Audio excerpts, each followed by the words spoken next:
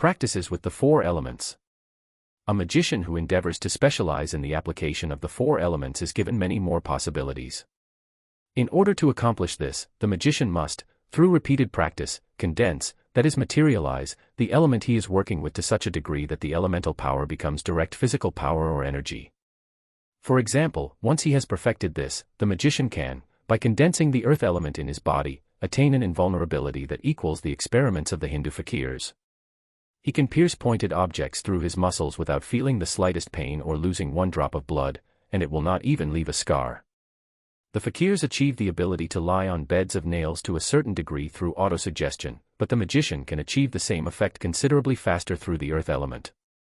The magician can heal large incised wounds directly under his hand, whether his own or another person's, by means of the earth element without leaving a scar.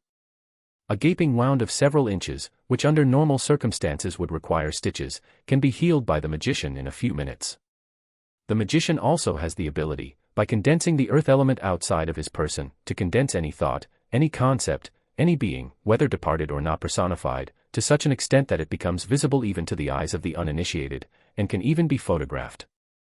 The magician can paralyze anyone instantly by projecting the earth element like lightning. It does not matter whether it is a human being, an animal, or even his greatest enemy.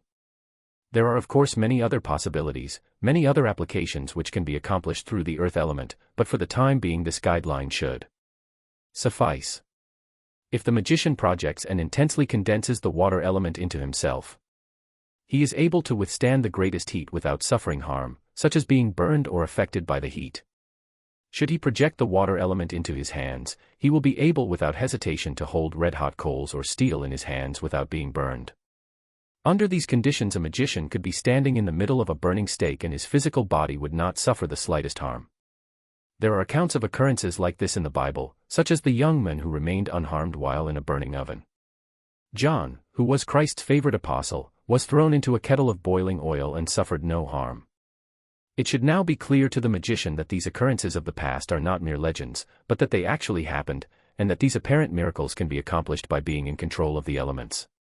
If the water element is projected to the outside and condensed, it will extinguish any fire or blaze regardless of size.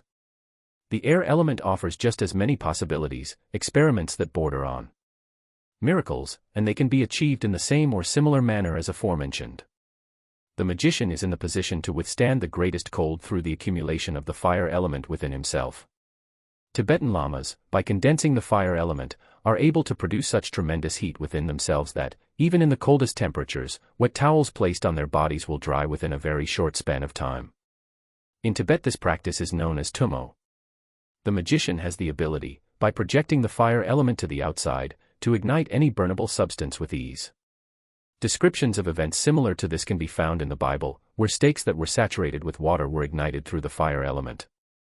It is irrefutable that a plant or even a tree will wither by projecting the fire element towards it. As proof of his power, Christ allowed the leaves of a fig tree to wither.